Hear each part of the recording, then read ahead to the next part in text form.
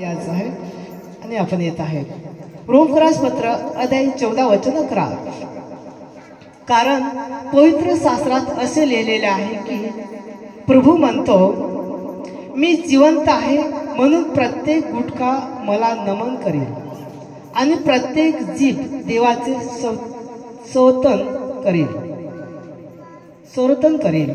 Hallelujah.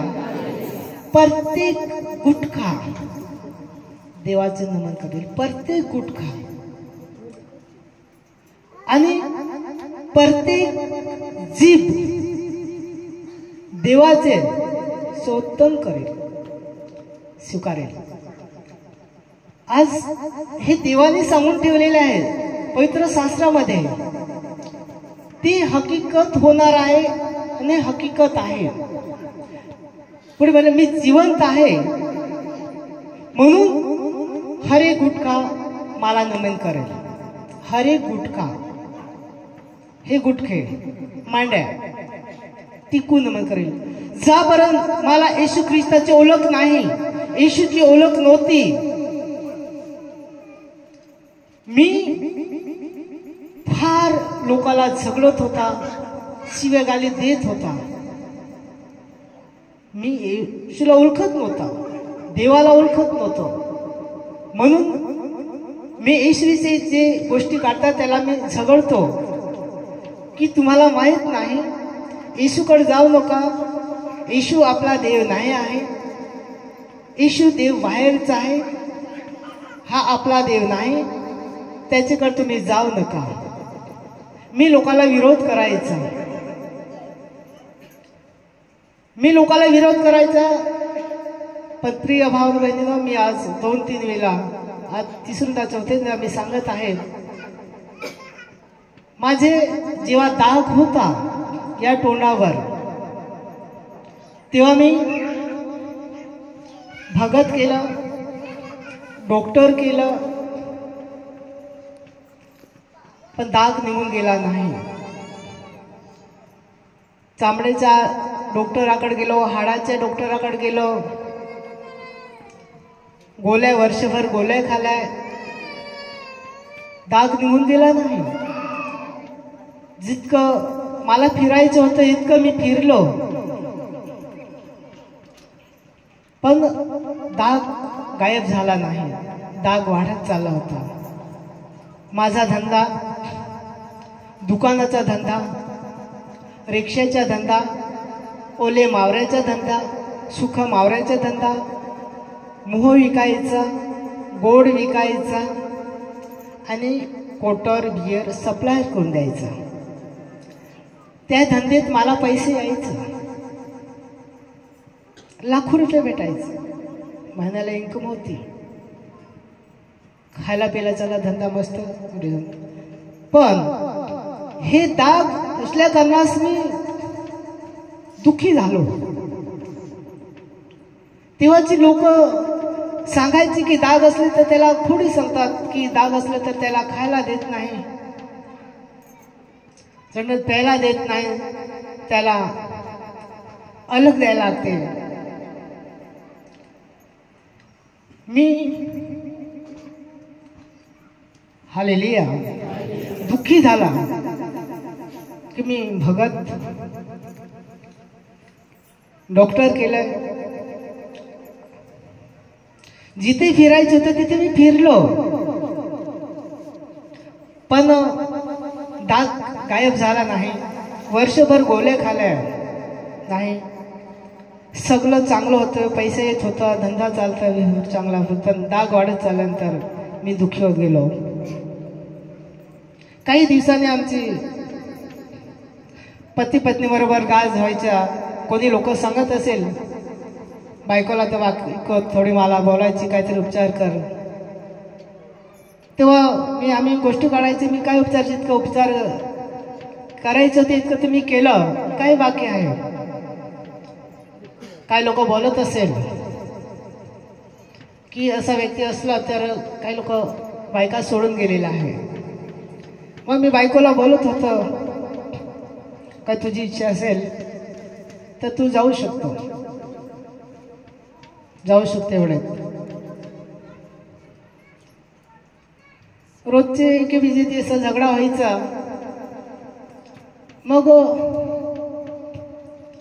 येशूमध्ये जे जात होतं त्याला तुम्ही स्वीकारायला द्यायचं. जेवढं फिरायचं होतं इतकं फिरलं, मग नाही इलाज झाला. मग हालेलुया. मग मी विचार करायला लागलो की इतकी लोक जातात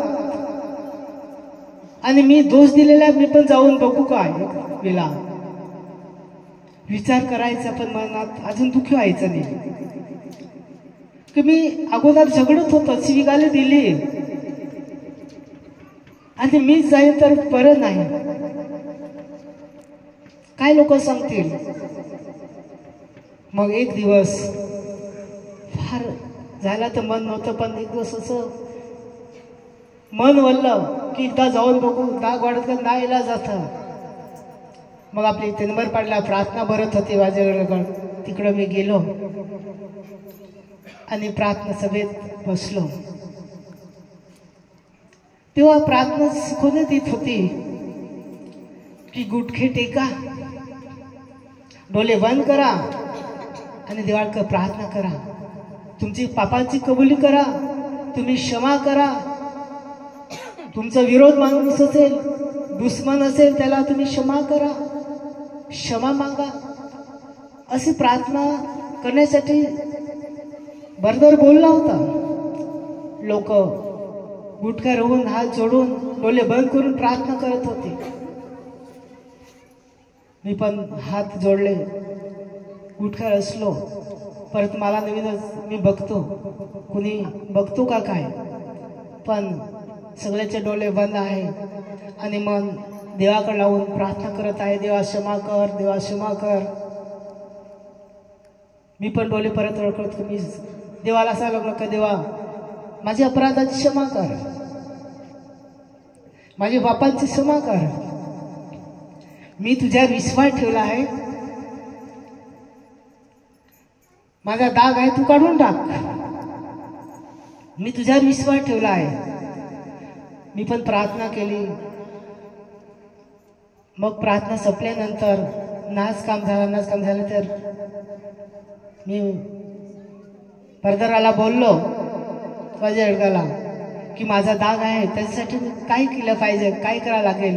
ते बोललो तेल घे आणि लाव आणि प्रार्थना कर, तुझा देव आजार काढून टाकेल. मी तेल घेऊन आला आणि लावत राहिला आणि देवाकडे प्रार्थना करत राहिला का देवा मी तुझ्यावर विश्वास ठेवला आहे. मला समजत नव्हतं, मी गांडा आणि शिवीगाली दिलेला आहे, पण प्रभू मला क्षमा कर, येशू मला क्षमा कर. मी तुझ्यावर विश्वास ठेवला आहे, तुझे साक्षीदार बनव. मी प्रार्थना करत राहिला.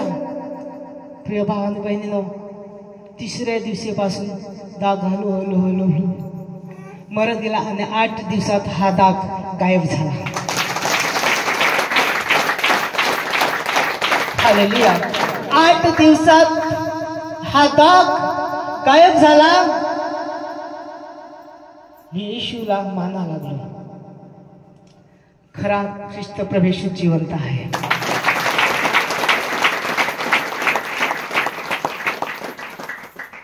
आणि आज हे वचन जेव्हा माझ्याकडे आलं तेव्हा मला समजलं की या दागासाठी मी गुटखे टेकले होते आणि गुटखे टेकून मी समर्पित केलं. माझं पाप, माझं शरीर, आत्मा देवाच्या हाती दिलं. माझा आजार प्रभूने काढून टाकलं, मला बरं केलं. प्रभू जिवंत आहे, येशू जिवंत आहे. म्हणून प्रत्येक गुटखा देवाकडे टिकले जाणार आहे. प्रत्येक गुटखा, प्रत्येक जिभेने देवाला कबूल करणार आहे.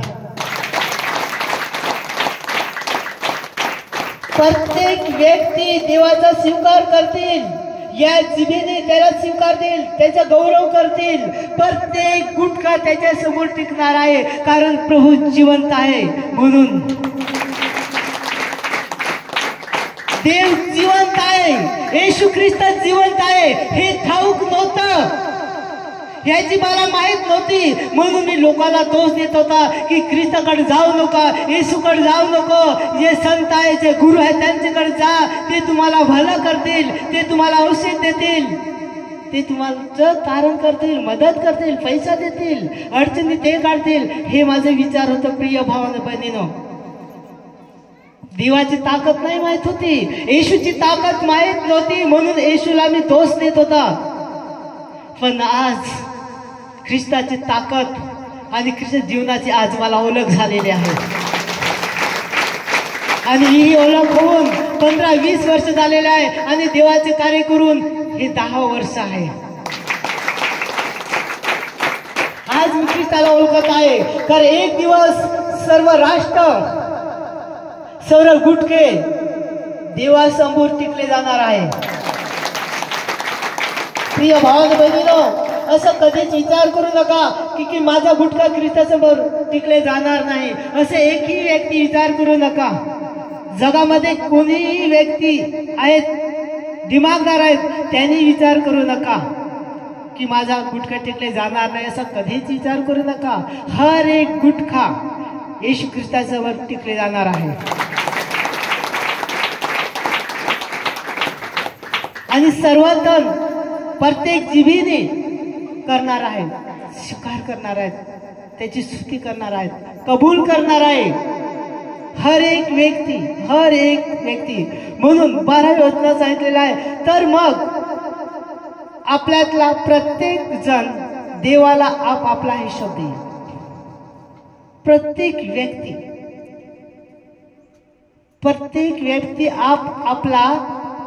प्रत्येक व्यक्ती देवाला हिशोब देईल. कसा हिशोब? केचा हिशोब? एक दिवस सर्व गुटके देवासमोर टिकले जाणार आहे. प्रत्येकाचा हिशोब द्यावा लागणार आहे. प्रत्येकाचा हिशोब, वाईटाचा आणि चांगल्याचा फळ, जे आपण केलेला आहे त्याचा हिशोब परमेश्वराला द्यायला लागणार आहे. आपण केलेले चांगलं असो या वाईट असो, त्याचा हिशोब आपल्याला द्यावा लागणार आहे. आपण चोरी केलेला आहे, पाप केलेला आहे, चोरी करून दिलेला आहे, विकलेला आहे, चोरी करून घेतलेला आहे, आपण घर बांधलेलं आहे, चोरी करून आपण घेतलेला आहे, साठवून ठेवलेला आहे, चोरी करून आपण दुसऱ्याला नेऊन दिलेला आहे, दुसऱ्याचा आपण लुबाडलेला आहे, त्याचा हिशोब द्यायला लागणार आहे. आपण दोष दिलेला आहे, आपण लावालावी करून दिलेला आहे, हिशोब द्यावा लागणार आहे. चांगलं केलेलं आहे, ज्याला खायला नाही त्याला मदत केलेला आहे, प्यायला नाही त्याला पाणी दिलेलं आहे, मदत केलेला आहे, पैसा नाही आपण मदत केली आहे, हिशोब द्यायला लागणार आहे. प्रत्येक व्यक्तीला, प्रत्येक हर एक व्यक्तीला. कारण हर एक गुटखा देवाकडे टिकले जाणार आहे. हर एक गुटखा, प्रत्येकाचा हिशोब देवाला द्यायला लागणार आहे. आणि आपण असं मनात कधीही ठरवू नका की मला हिशोब द्यायला लागणार नाही. असं मनात कधीही विचार आणू नका की प्रत्येकाला हिशोब द्यायला लागणार आहे, प्रत्येक व्यक्तीला. म्हणून आपण ठकणार तरी पण देवाकडे लिखित पुरावा आहे, लिखित पुरावा. कारण आपल्याला माहित आहे, आज जर एक फोटो घेतला तर तो साठवून असतो. आज ते मोबाईल मध्ये सिस्टम आज आपल्याला पाहायला भेटत आहे, रेकॉर्डिंग आहे, फोटो आहे, लिखित आहे, ते आहे. पण त्याच्यापेक्षा 100 पटीने अगणित परमेश्वराची मेमरी आहे, अगणित. आणि त्याच्याकडे लिखित पुरावा आपला आहे. जन्माला आल्यापासून जाईपर्यंत आपण काय काय केलेलं आहे त्याच्या हर एक व्यक्तीचा हिशोब देवाकडे आहे आणि राहणार आहेच. असं व्यक्तीने करू नका मनात की माझा हिशोब कोण घेईल आणि माझं कोणाला माहित असेल मी काय केलेलं आहे ते, मी किती पापा केलेले, मी चांगलं केलेलं की मी वाईट केलेलं आहे हे कोणाला माहित आहे, कारण मी चोरी करून करत आहे. पण प्रिय भावन बहिणीनो, तुम्ही अंधेरीने चोरी करा, कालोख रात्रीने चोरी करा, कालोख रात्रीने तुम्ही काही करत असेल किंवा प्रकाशाने काही करत असेल तरी सुद्धा देव परमेश्वर पाहतो. तो आपल्याला नांगत आहे, आपल्याला पाहत आहे. हर एक व्यक्तीची लिखी पुरावा आहे. म्हणून प्रिय भावन बहिणीनो, प्रत्येकाचा हिशोब द्यावा लागणार आहे. म्हणून आपल्याला संधी आहे. आपण वाईट सोडून आपण चांगलं केलं पाहिजे. आपल्याला ठाऊक आहे, देव आपल्याला शिकवत आहे, देव आपल्याला सांगत आहे, परमेश्वर सांगत आहे, प्रीती केली पाहिजे, मदत केली पाहिजे. प्रीती जशी आपल्याला देवाने आपल्यावर केली तसे आपण एकमेकावर केली पाहिजे. अडचणीसाठी आपण तिथे हजर असले पाहिजे, आपण मदत केली पाहिजे, साथ दिली पाहिजे. दुःखात असल्यावर एखाद व्यक्ती त्याला आपण साथ दिली पाहिजे, त्याच्यासाठी जाऊन प्रार्थना केली पाहिजे. देवाचं वचन आपण सांगितलं पाहिजे, देवाची सुवार्थ आपण सांगितली पाहिजे. देवाची ओळख करून देणे फार महत्वाचं आहे. प्रिय भावन बहिणीनो, जो मेलेला असतो तो जिवंत होतो, जो अथरुणार आहे तो देवाचं वचन ऐकून उभा असतो, उठतो. हालेलुया. म्हणून प्रिय भावन बहिणीनो, आपल्याला प्रत्येकाचा हिशोब द्यावा लागणार आहे. म्हणून चांगलं ते आपण केले पाहिजे. Hallelujah, hallelujah, hallelujah. म्हणून 13व्या वचनामध्ये आहे, वाचायचं आहे.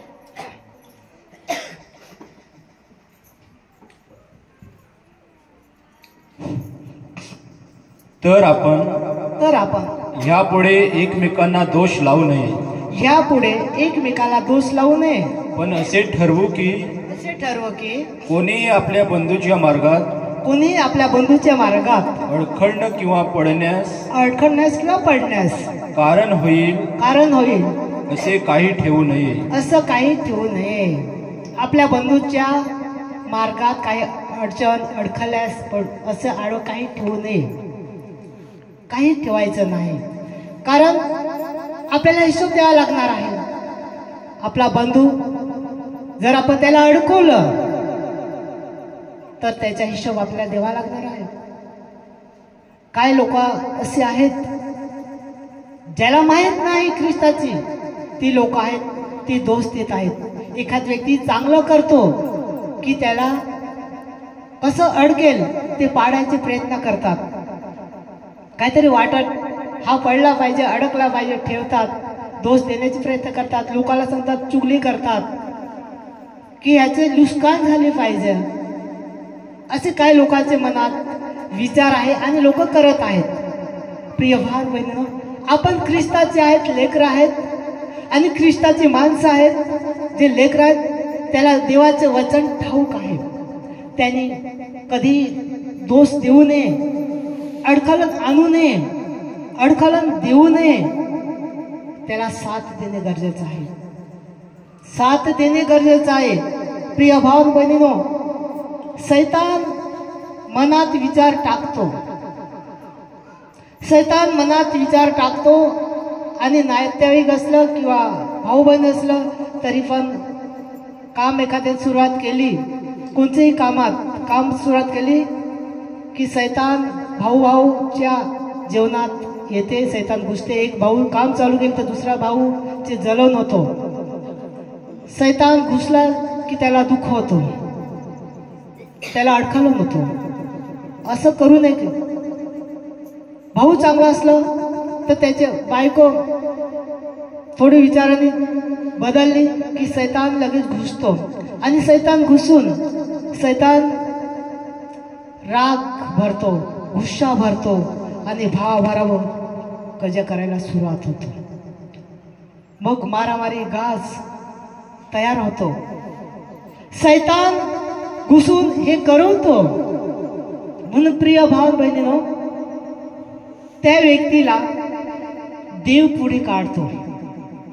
आज तुम्ही जर ठरवलं असेल, तुमच्या मनात काही भावना आहे की मला घर बांधायचं, मला गाडी घ्यायची, मला जागा घ्यायची, तुम्ही ठरवलं आहे आणि तुम्ही घ्यायला निघाले आहेत, तर देव म्हणतो मी त्याला पुढे करत आहे आणि मी त्याला घेऊन देत आहे.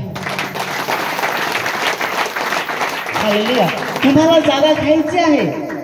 एक उदाहरण सांगता, 2 भाऊ आहे, पण एक भावाला जागा घ्यायची आहे आणि दुसऱ्या भावाच्या जलन येईल, त्याला राग येईल, तो अडखळून येईल, तर अडखळून आणू नका. कारण त्याला परमेश्वर जागा दाखवत आहे आणि घेऊन देत आहे. कारण परमेश्वर मदत करत आहे. एखाद्याला घर बांधायचं आहे तर परमेश्वर त्याच्या मनात विचार टाकत आहे, मला घर कसं बांधायचं आहे ते विचार टाकतो, त्याला पैसा गोळा करून देतो, त्याला परमेश्वर मदत करतो आणि त्याचं घर पूर्ण करून देतो. मग आता लोक करतात, आता आपल्या मनात तेच विचार होतं, माझे तीच होतं का हा व्यक्तीच करत असेल. व्यक्ती करतो, खरी गोष्ट आहे, व्यक्ती करतो, माणूस करतो, पण माणसाला देव विचार टाकतो, देव सुचून देतो, देव हिंमत देतो आणि देव पुढे काढतो. त्याची गरजा परमेश्वर प्रवेश पूर्ण करतो. म्हणून आपण त्याच्या मार्गात अडकला होऊ नका, त्याचा मार्ग अडकवू नका, त्याला दोष लावू नका, कारण त्याच्या बरोबर देव आहे. म्हणून आपण अडकलन केलं तर आपल्याला हिशोब द्यायला लागणार आहे. आपण ज्या चुकली केलेत त्याचा हिशोबही मला द्यायला लागणार. प्रिय भाव बहिणींनो, एक उदाहरण सांगतो. Hallelujah, hallelujah. दोघं एक समज जास्त नाही, पण शहरातीत पण जो धावतो आणि जो पुढे येतो त्याचा विजय होतो आणि तो आनंदित असतो, नाही का? बरोबर की नाही? खरं आहे खोटं? पण जो हारतो त्याला दुःख होतो की नाही? होतो की नाही? होतो. आज देवापुढे जर एखाद व्यक्तीची निवड होईल आणि त्याचे पुढे जर त्याला उभा केलाच ना, आपल्याला जर उभा केलंच नाही, करा आपण विश्वासू आहेत, पण आपण आपल्या मनाने गैरसमज वापरलेला आहे, लोकाला दोष दिलेला आहे, अडखळण केलेला आहे. मी देवाचा आहे, पण मी येशू ख्रिस्तासाठी, देवासाठी मी लोकाला अडखळण केलेलं आहे. पण न्यायचे काली जेव्हा निवड होईल तेव्हा एखाद व्यक्ती आपल्याला देवाकडे येता पण दिसणार नाही जास्त, पण त्यांनी चांगलं केलेलं आहे, त्या व्यक्तीची तिथे निवड होईल तर त्याला तर देव परमेश्वर पुढे घेईल.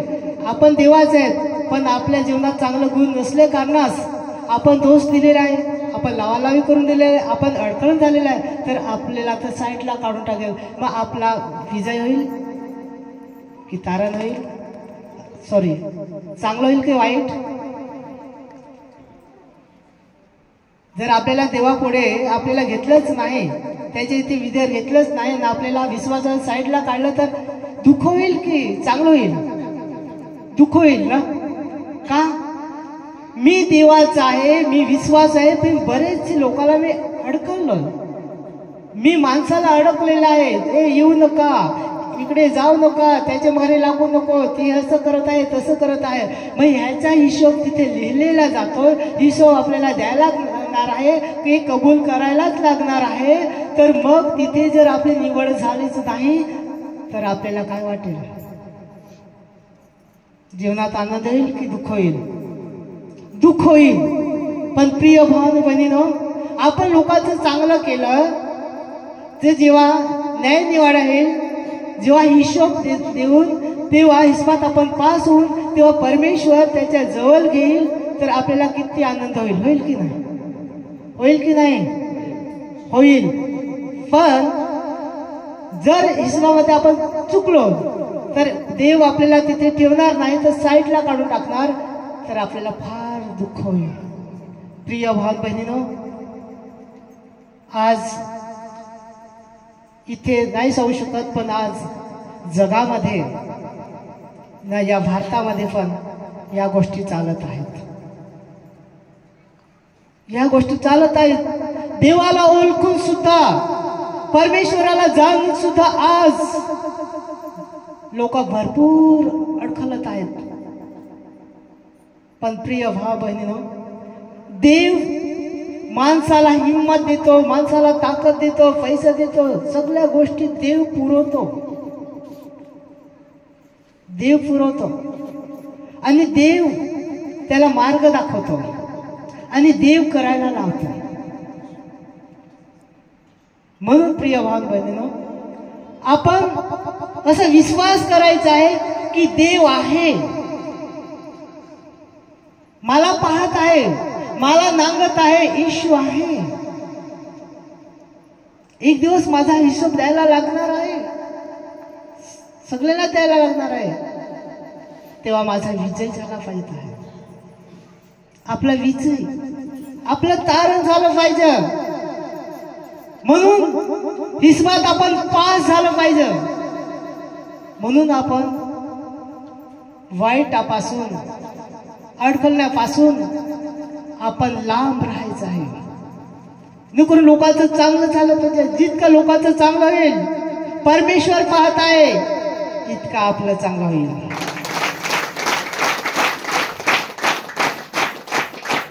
Hallelujah, hallelujah. म्हणून मत्ती अध्याय 12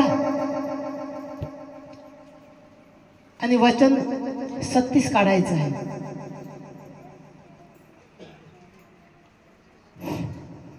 वाचायचं आहे. वाच. आणखी मी तुम्हाला सांगतो की जो प्रत्येक व्यर्थ शब्द लोक बोलतील त्याचा हिशोब ते न्यायाच्या दिवशी देतील. प्रत्येक व्यर्थ शब्द जो बोलतील न्यायाच्या दिवशी ते देतील. प्रिय भाव बहिणीनो, बोलणं कधी आवरून धरा. आणि आज खरोखर प्रिय भाव बहिणीनो, पश्चातापाची वेळ आहे. जितका शब्द तुम्ही जे वाईट जे बोललेलं असेल, न्यायाच्या दिवशी ते कळून येईल, समजून येईल. तुम्ही किती वाईट शब्द बोललेला आहे त्याचा हिशोब द्यायला लागणार आहे. म्हणून चांगलं बोलत जा, चांगलं करत जा. न प्रिय भाव बहिणीनो, शब्दाची ताकद आपले जाणणे गरजेचे, फार महत्वाचे आहे, फार मजबूत आहे. परमेश्वर उत्पत्तीमध्ये सांगत आहे, शब्द बोलून या सृष्टीची रचना झालेली आहे. जसं परमेश्वर शब्द बोलला तसं झालं, जसं परमेश्वर शब्द बोलला तसं झालेलं आहे. म्हणून शब्दाची ताकद आहे. तुम्ही जर पालन करत असेल, तुमची उपासना पालन आहे, तर जे शब्द बोलाल त्या शब्दाद्वारे घडून येईल. हालेलुया. म्हणून प्रिय भाव बहिणीनो, काही माणसाला वाईट बोलण्याची सवय आहे. आज लोक देवाकडे येऊन सुद्धा काही बोलण्यात बदल करत नाही. बोलण्यात बदल केला पाहिजे. आपण येशू ख्रिस्ताला ओळखत आहे, देवाला ओळखत आहेत, जे बोलण्याचा बदल झालंच पाहिजे, आपण केलंच पाहिजे. कारण देव आपल्याला चांगलं बोलायला लावत आहे, चांगलं करायला लावत आहे. म्हणून काही मुलाला हाक देण्यासाठी पण सवय आहे घरच्या, की नाव असते काय आणि सांगतात काय. पतीला हाक मारण्यास पण नाव फलतच. कोणी बेवडा सांगाल, कोणी माधुर्या सांगाल, कोणी गांडा सांगाल, कोणी वेडा सांगाल. ही पद्धत बोलण्याची सोडून द्यायची आहे. लक्षात ठेवा. तुमचं काय नाव असेल ते नावाने, आता जसं धन्यवाद काय हाक मारत त्या प्रेमाने हाक पाडली पाहिजे. काही लोक, आपल्या लोकांची सवय आहे की अगोदर पेत होता आणि आज सवय त्याच्या आहेत, हे बेवड्या. आज लोक बेवडा सांगून पती पत्नी पण हाक मारत आहेत पतीला, पत्नी. कोणी वेडा सांगून हाक मारतं, कोणी बेवडा सांगून मारतं, कोणी गांडा सांगून लागतात. मग हे शब्द आपण जितकं त्याला वापरतो इतकं हे शब्द आपल्यालाच लागतात, त्याला नाही. कारण ते शब्द आपण वापरत आहेत, ते शब्द आपण मुखातून काढत आहेत. पण जितका मुखातून शब्द चांगला काढला इतकं त्याचं चांगलं होणार, इतकं आपलं चांगलं होणार आहे. हालेलुया. प्रिय भाव बहिणीनो, ज्यांनी बाप्तिस्मा घेतलेला आहे आणि खरोखर ते आज्ञा पाळत आहेत देवाची, ते देवाचे लेकरं आहेत, देवाचे वारिसदार आहेत. जे बाप्तिस्मा घेतलेले ते देवाचे वारिसदार आहेत. आणि लेकरं आपण सर्व लेकरं आहेत, पण वारिसदार नाही. ज्यांनी बाप्तिस्मा घेतलेला आहे ते वारिसदार आहेत. त्याची पालन व्यवस्थित आहेत, उपवास नाहीत. त्याचे शब्दाला ताकद येते, जोश, आशीर्वादित शब्द. जे शब्द बोलतात त्या शब्दाद्वारे तारण होतो.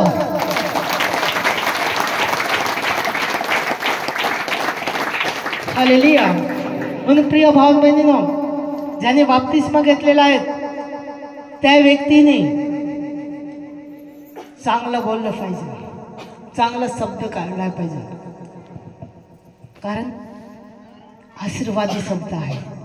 म्हणून चांगलं बोलत जा, साथ देत जा, हिम्मत देत जा, देवाचं वचन सांगत जा, सुवार्थ सांगत जा. जितकं तुम्ही सांगाल चांगलं, इतकं तुमच्या जीवनात चांगलं होणार आहे.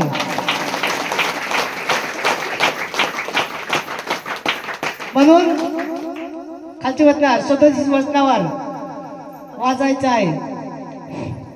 कारण तू आपल्या बोलण्यावरून, कारण तू आपल्या बोलण्यावरून न्यायी ठरशील, न्यायी ठरशील. आणि आपल्या बोलण्यावरूनच, आपल्या बोलण्यावरूनच दोषी ठरशील, दोषी ठरशील. प्रिय भाव बहिणीनो, आपल्या बोलण्यावर न्यायी ठरशील, बोलण्यावर दोषी ठरशील. म्हणून आपला शब्द आवरून धरलं पाहिजेत आणि चांगला शब्द काढायला पाहिजेत. या शब्दाद्वारे लोकांचं वाईट झालेलं आहे, या शब्दाद्वारे लोकांचं चांगलं झालेलं आहे. या शब्दाद्वारे आग लावलेली आहे आणि या शब्दाद्वारे आग विझवण्यात आलेली आहे. हालेलुया. म्हणून प्रिय भाव बहिणीनो, आपल्याला जितकं चांगलं आणि जितकं लोकांना आपला शब्द ऐकून जे बदल होईल, चांगलं होईल, इतकं मुखातून शब्द, चांगला शब्द आपण काढायला पाहिजे, आपण चांगलं बोलायला पाहिजे. प्रिय भाव बहिणीनो, मला माहित आहे एखाद व्यक्ती अथरुणार असला आणि काही लोक कितीही बोला काही असर पडत नाही, पण ख्रिस्ताचा एकही व्यक्ती गेला फर्दर फास्टर फर्दर त्या ठिकाणी आणि तो बसतो आणि जेव्हा विचारपूस करतो तेव्हा तो सांगतो, देवावर विश्वास ठेव, देव तुझा तारण करेल, देवावर विश्वास ठेव, ईश्वर विश्वास ठेव, येशू तुला ताकद देईल, येशू तुला हिम्मत देईल, येशू तुला उठवेल. आणि एक दिवस नाही, 2 दिवस नाही, त्या ऐकता त्या क्षणास प्रभू येशू उठवतो आणि जोश देतो. का? येशूमध्ये ताकद आहे, ख्रिस्तामध्ये ताकद आहे. इतकं माणूस बोलतो पण माणसाचं जीवन का बदलत नाही, का तारण होत नाही? का येशूमध्ये ताकद आहे, येशूच्या जगामध्ये ताकद आहे, येशू ख्रिस्तामध्ये ही ताकद आहे. जेव्हा येशूसाठी जे सुवार्थ सांगतात, येशूचे नाव घेतात, तेव्हा त्याच्यासाठी जोश येतो, ताकद येतो आणि माणसाला लगेच हातापायला ताकद येऊन जातो, जोश येतो. ऐकता ऐकता ऐकता ऐकतात हातापायला जोश येतो आणि लगेच उठतो आणि बसतो. देव ताकद देते, येशू ताकद देते, येशूच्या नावामध्ये ताकद आहे. प्रिय आणि भाऊ बहिणीनो, येशूचे नाव बिनधास्त सांगा, ज्याला माहित नाही सांगा, आणि ज्याला माहित असेल त्याला सुद्धा सांगा की येशू मेलेल्यातून देवाने उठवलेला तसा एक दिवस आपल्याला उठवेल. म्हणून येशू ख्रिस्तावर विश्वास ठेवा, येशूवर विश्वास ठेवा. आपल्याला एक दिवस उठवणार आहे, आपल्याला एक दिवस उठवणार आहे, त्याची जवळ करणारच आहे. पण प्रत्येक व्यक्ती कुठके टिकणार आहे, प्रत्येक व्यक्ती, आणि प्रत्येक व्यक्तीचा हिशोब द्यायला लागणार आहे. म्हणून प्रिय भावांनो बहिणीनो, आपण देवासाठी चांगलं करायचं आहे, देवाची स्वार्थ पुढे न्यायचं आहे, लोकांचं भलं झालं पाहिजे, जीवन बदललं पाहिजे. येशू ख्रिस्ताची माहित नाही, त्याला ओळखत नाही, आपण सांगणे गरजेचं आहे, देवाची ओळख करून देणे गरजेचं आहे. तर तुमचं तारण होणार आहे, प्रत्येक व्यक्तीचं तारण होणार आहे.